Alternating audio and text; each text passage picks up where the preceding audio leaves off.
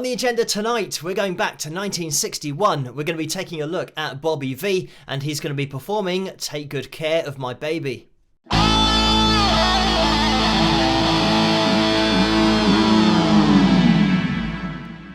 Hello, Phil here from Wings of Pegasus, and welcome to another analysis video. If you enjoy this video, please give it a thumbs up and subscribe.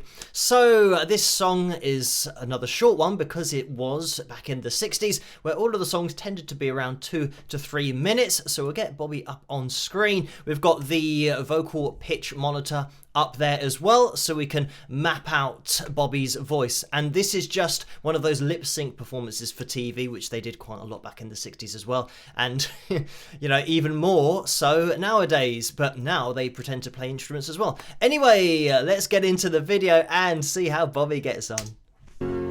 My tears are falling 'cause you've taken her away, and though it really hurts me so, there's something that I've gotta say. Take good care of my baby. Please don't ever make her blue.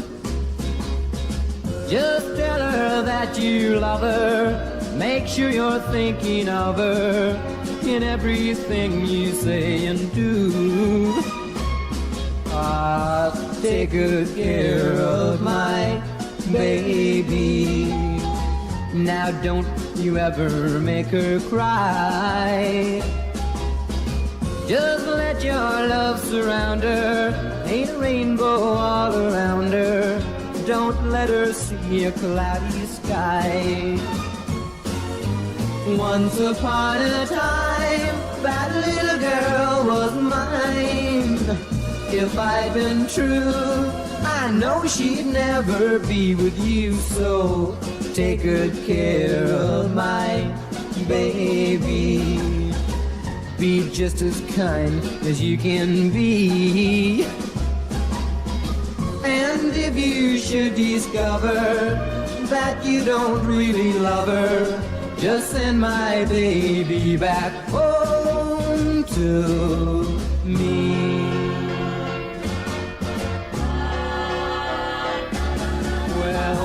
Take good care of my baby. Be just as kind as you can be. And if you should discover that you don't really love her, just send my baby back home to me.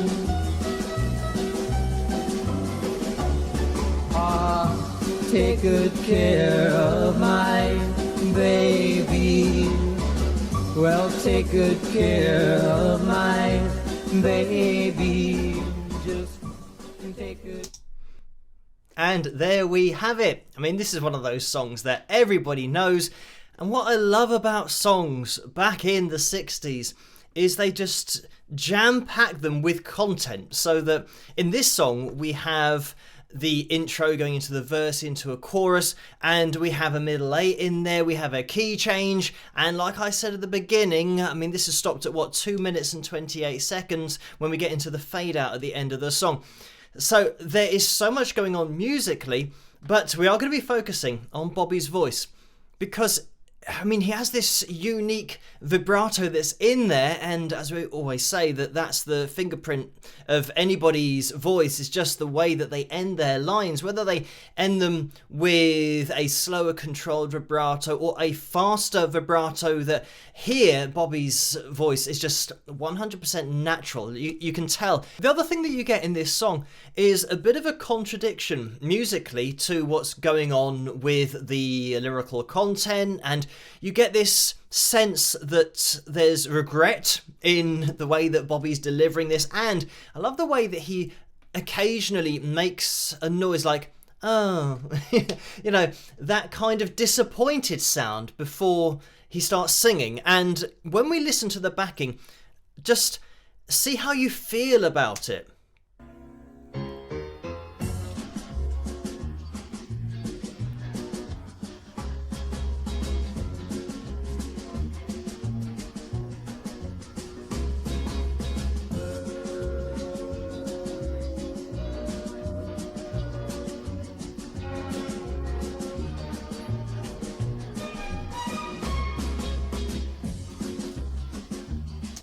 And it is so jolly. I mean, it makes me feel jolly, but it's got that uplifting sound to it. So this is where you've got a guy who's, let his girlfriend go, and now she's with somebody else, and he's saying, take good care of her. But, that is the contradiction that I mentioned before. Musically, we've got this really jolly backing, and then the fact that the song is about something that, it seems to me to be just tinged with regret. But there is a bit of an admission of guilt in this song as well, because he says that, if he had been true, then she wouldn't be with you. So for me, that's like, well, you should have been true in the first place. And by the way, I have adjusted the pitch monitoring software so that the vocals, the pitch that we're seeing on screen, I mean, that's Bobby's voice just depicted by lines, those yellow lines. I have just changed it to, I think, 446 hertz, maybe 448, in order for the fact that it's kind of between keys here. Whereas when it was recorded back in the day, it would have been, in key, or at least, concert pitch, maybe 440 hertz tuning is what they would have most likely tuned to, considering that became standard in 1956, I believe, somewhere around that time. So they might actually have tuned just to themselves. This is another thing that you can do in the studio if you're recording a lot of songs in a row, which they used to do back in the 60s, especially with the Wrecking Crew and all those kinds of things, that they sit down, go through song by song, and they're just being tuned with each other. I mean, that can happen as well. You just tune up to each other, and then you realise, oh, we're, 25 cents sharp of where we should be tuning wise, but it doesn't really matter because it's all about hearing it in context with the other instruments, and as long as they all sound together, that's all that matters. We are going to be jumping into Bobby's voice now, isolating it and getting into it in a little bit more detail.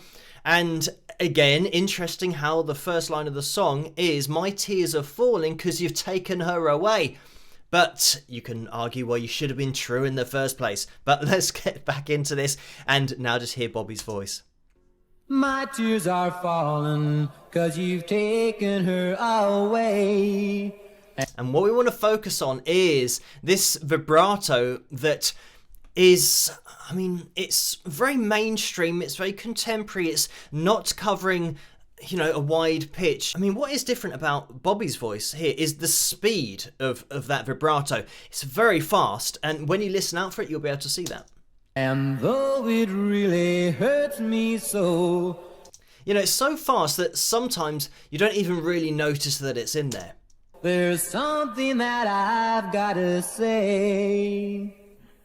And it's got a bit of inconsistency about it as well. But like we say about lots of great singers, they pretty much always have some kind of vibrato in their voice. Even here, where we've got a lot of straight notes and there isn't a dramatic vibrato on there, so you don't really notice it, but we can see on the pitch monitoring software that there is a wave in there. And even here, when it's inconsistent, because it's Bobby's natural voice, it just works. And if you were trying to work at doing this and make your vibrato inconsistent, then it's not going to sound right. But because it's just something that Bobby's voice does naturally, it doesn't have that sound of, oh, it sounds wrong. It's just a voice that you're listening to. But we'll listen to it in slow motion so you can hear that variation in pitch.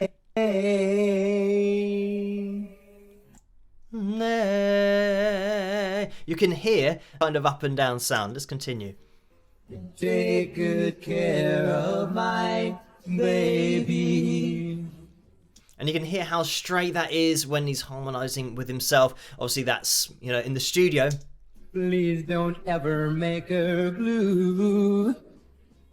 And this little thing that Bobby does with his voice, and, pitch-wise, we're in and around, G3. So, it's really low. This blue, it's pretty much, it's where I'm talking. Blue. I don't really have to change my pitch. Normally, you would go a little bit higher, lean into your chest voice a little bit, but this is really comfortable. Something that it will do, having it at this pitch, is make it more conversational, and also give it more of that storytelling quality, because when you just tell a story, obviously you don't start changing the pitch of your voice in a singing way. You might, change the pitch as I do when I talk, going slightly higher and slightly lower, depending on what you're saying. But those are just natural variations in pitch that are all happening around where your voice naturally sits. I'm not going to be making, noises when I'm surprised. Some people do. They go really high with their voice and it sounds a little bit weird, but my voice will naturally maybe go up to, I don't know, an E4, maybe a G4 if I'm really surprised by something. But let's get back into it. Just tell her that you love her. Make sure you're thinking of her in everything you say and do. And there we go again. That little, we're just about to have this that sound, the kind of disappointed sound. It's great. Just that little bit of extra expression that obviously isn't a note. Technically, it is a glissando slide up. But it's not really hitting any notes in particular, but that's the point, having the expression between the vocal phrases that are a lot more strict pitch-wise. Take good care of my baby. And here, take good care of my baby. You have to be accurate with that. And, when I'm singing it there, it is really low. I would probably not sing in this kind of range, but like I said, this is just Bobby's voice and it sounds actually higher than it is. I just want to go back to a point that I was making earlier about this ascension pitch-wise at the end of a vocal phrase that Bobby would put in now and again. Please don't ever make her blue. Just like that. And you can see on the pitch monitoring software that we have this G3 and then the note ascends, this blue, and just letting it go up there. And it's just that variation of sometimes having vibrato, sometimes having this little throwaway at the end. And I mean, this is what you would consider a very low version of the cry in the voice, when some singers, after they've finished their phrase, they'll go, and you'll have that kind of sound where the vocal cords are kind of in that vocal fry place and just kind of come together, and you hear a little cry in the voice. But there's so much emotion in that sound. Just another quick example of it. In everything you say and do. Just letting it go up there. Take good care of my baby. Now don't you ever make her cry. Just let your love surround her. Ain't a rainbow all around her. Don't let her see a cloudy sky. Once upon a time. And then we get into the middle eight. Interestingly, because we've isolated the vocal, we can hear that it's a double-tracked vocal, which means that Bobby's recorded himself singing this middle eight twice, and then they've put one voice on top of the next, so it doubles the sound, and it's a really common technique. But let's listen. That little girl was mine. If I'd been true, I know she'd never be with you, so take good care of mine. And then we now go to just those two separate voices, but they're singing separate lines with the harmony, so that separates them a little bit more. But again, just these techniques, the production in it, that you've got a 2.5 minute song, and you've got so much in there instrumentally, but with the makeup of the song, like having the middle eight and the key change, but we've still got just that slight change for the middle eight from a production point of view, just double tracking the vocal. Be just as kind as you can be. And if you should discover that you don't really love her, just send my baby back home to me. And you can hear that harmony line, this me. It's kind of down there and just a straight line. It's great that we can isolate things nowadays, because you get to hear these tiny details that you might not notice in the original track, but you can hear with such clarity that vocal that's been put in that's just me. There's nothing there. There's no vibrato. There's no stylizations. It's just hitting a note. And it really does highlight with Bobby's voice how important hitting pitches is, because even when that vibrato is, subtle and inconsistent, it doesn't matter because of the pitches being hit. It means that we're always in key. It's always accurate. We're listening to effectively a vocal instrument because it's that accurate. So this is why I always say that if you are learning to sing, something that I focused on when I started was hitting pitches accurately, because if you're off pitch all the time, people aren't going to listen as far as the end of your lines for what the vibrato's like, because you're not accurate enough. You've got to hit your pitches first and then work on other techniques afterwards. But this is one of those voices that is unique because it's just natural, but Bobby had a great sense of pitch. An interesting one from so many different perspectives, because we've got a lot going on with the backing, with the feel, kind of the groove that's in there, the way that it's kind of lifting you up. And when I say about, it having a groove, I'm not talking about something that's, really complex. It's just a straight up, we do have that kind of a double strike on the snare. So rather than going 1, 2, 3, 4, 1, 2, 3, 4. We've got 1, 2, 3, 4, 1, 2, 3, 4. Having that straightforward sound on 2 and 4, if you throw in something that's going to be on the offbeat, as that is, being 2 and, it's going to give you a little lift afterwards. So just rhythmically, we get that in this song. I just want to include a little bit of information about Bobby at the end of this video, considering how he started and the fact that he was looking forward to seeing Buddy Holly, and this was at Moorhead in Minnesota, and that was the next gig, after the day the music died, after the plane crash. That was the next gig. That's where they were traveling to. So, Bobby was a fan and he was going to go and watch Buddy Holly. But because of the plane crash, the venue then put out an advertisement asking for bands or any artists to then fill the slots, because the night was still going to go ahead. The gig was set, and this is something that Bobby Vee answered to, and he had a band with his brother and with his friends from school. He was only 15 years of age at this point, so he was one of the guys that actually filled in on that night. And it must have been such a weird gig and such a strange atmosphere to be playing, knowing that Buddy Holly should be playing in that slot.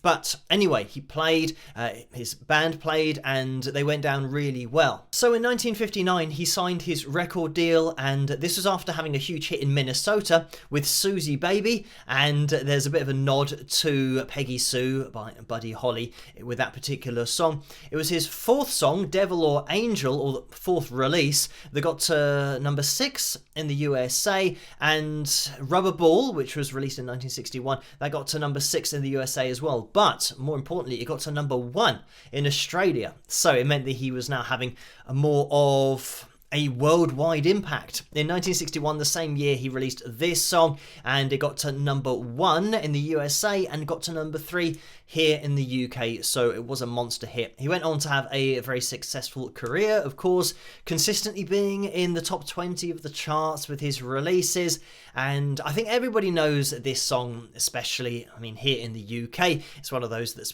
played very regularly. But, it's great to have a look at Bobby's voice in a little bit more detail. Anyway, thank you guys for suggesting and requesting this video and performance for me to take a look at. As always, keep those suggestions and requests coming in the comment section below. Let me know what you guys think, and if you did enjoy this video, please give it a thumbs up and subscribe, and I'll see you guys at the next one. Rock!